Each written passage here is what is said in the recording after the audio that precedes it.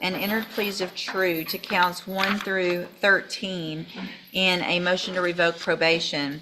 Currently on probation for driving while intoxicated, third or more. That was a 6-year sentence that was probated for 6 years. I've received an updated pre-sentence. All right, this is one of those cases where the court has already given multiple chances, and now things are about to get real. Pay close attention, this could go very bad, very fast. Report. Has everyone had an opportunity to review that report? Yes, Your Honor. Yes, Your Honor, we have. Are there any additions or corrections to that report? No, Your Honor. Not from the state judge. All right, Mr. Parker, you may proceed. Well, a couple things I want to address. It's a situation I see quite a bit where he's ordered to have the SCRAM and interlock. It's costing him $600 a month, and he's having to go to work, but yet he's not supposed to drive, and so he's driving with an invalid license, and then he's not able to work, and he can't afford to pay for the things he needs to do, such as the 12-step program, the GED program. All those things require money, and that's one of the big issues. But the things I'm concerned about is that it says that he went to the safety relapse program. I'm not sure exactly what happened, but he says he never went to the safety relapse program. I don't know if he was ordered to go and he didn't go, but I think he was in custody at the time, and I'm not sure how that happened. But he also says he's never tested positive for cocaine, which is alleged in here. It addresses an issue that he apparently had with one of the directors of the facility where he became combative. And this also, in turn, is tied to a SCRAM device. He ended up developing a big sore on his ankle, so he would put his sock behind the SCRAM device. And in this incident, he was frustrated, and he wanted to take his boot off to show the director the problem. Let me break this down. Motion to revoke probation basically means the court believes he violated the rules of his release. If proven, that original 6-year sentence, yeah, it can come back in full force. What he had, that's when they were saying that he was being disruptive.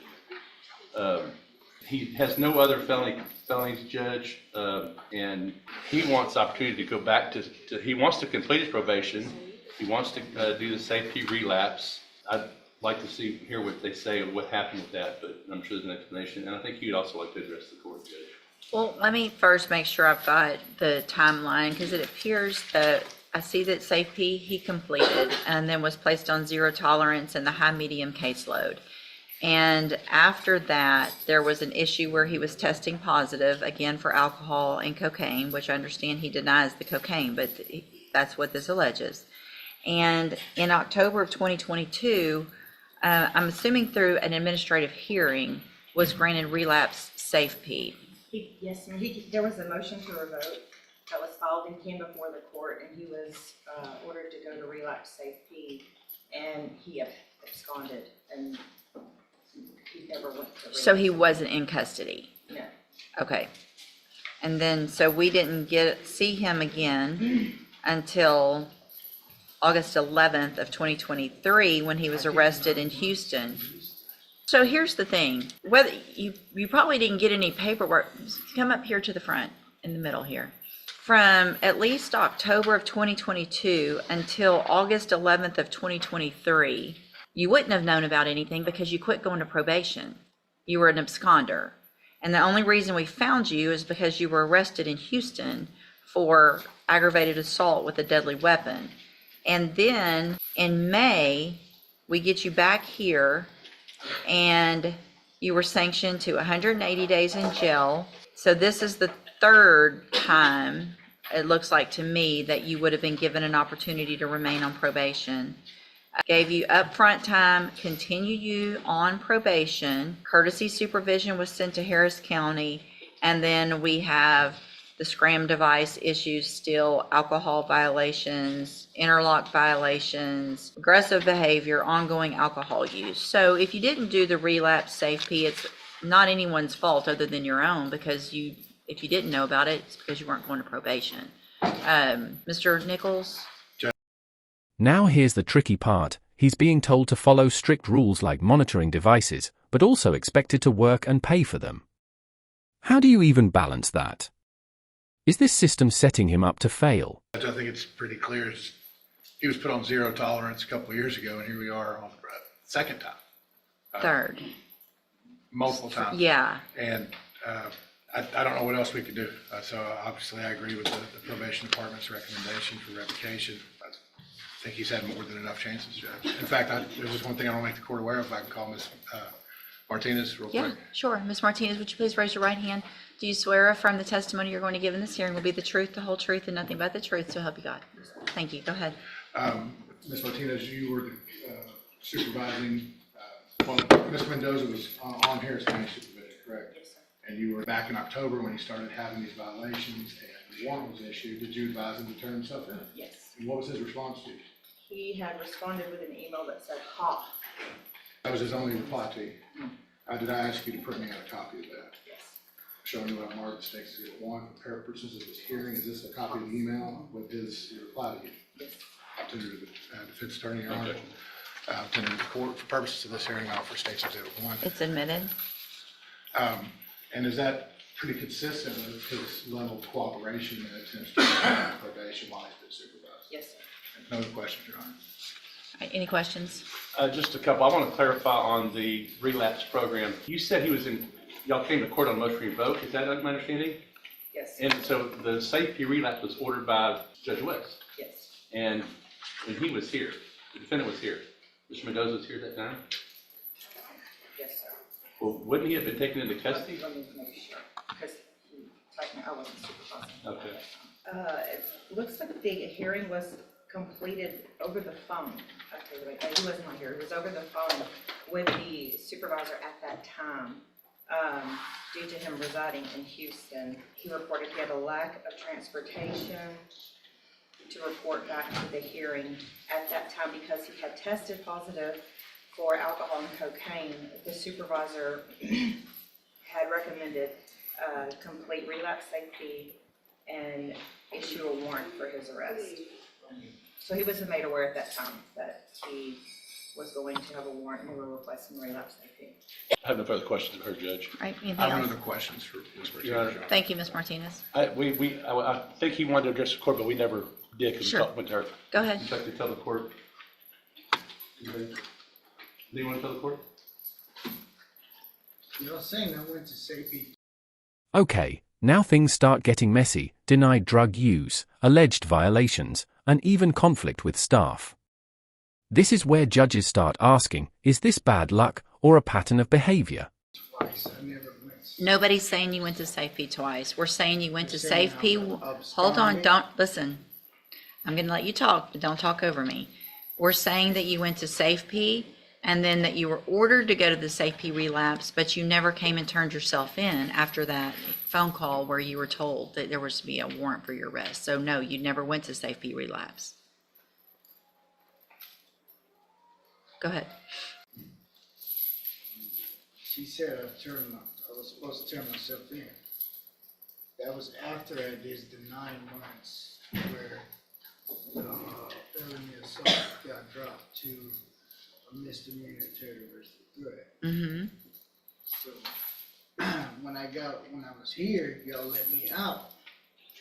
And then I was trying to work and they kept saying that I was messing with the SCRAM device. Okay. So I was actually at work and she sent me a message to my phone. And I was trying to work and trying to pay, for the devices and stuff, since they were violating me for operating my truck without court permission. Mm-hmm. So that's when I just didn't turn myself in. Right.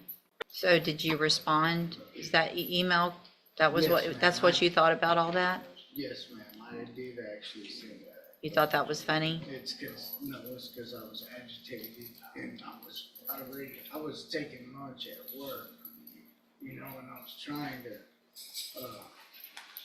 do things, trying to make money to take the classes, but with being on the SCRAM device. Well, you had money to buy alcohol.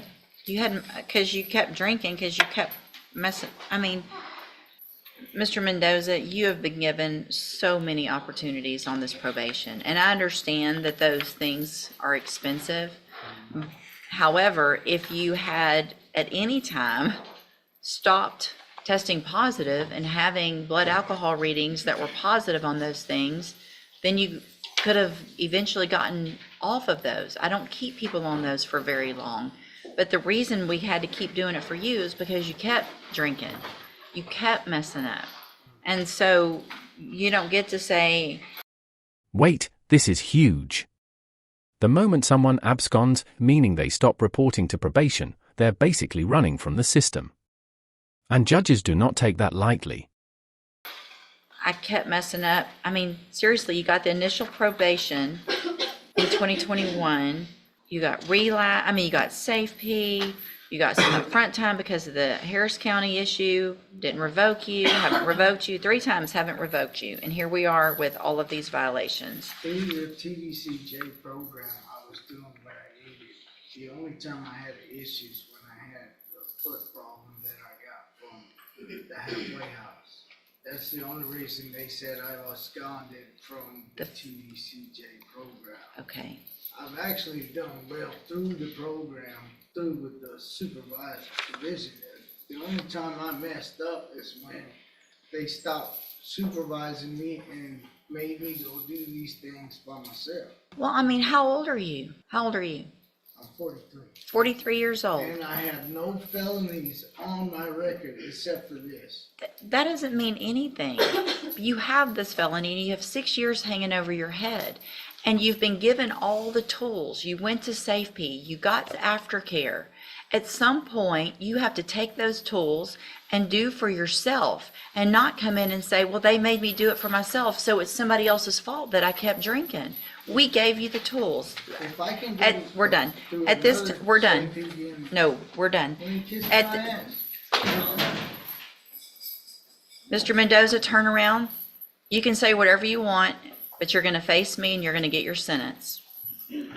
And if at this time I could give you more, I would, I promise you, but I can't. So I'm going to find that you entered your pleas of true to counts 1 through 13 freely and voluntarily. Find those counts true. Find sufficient evidence to revoke your probation, and at this time revoke your probation.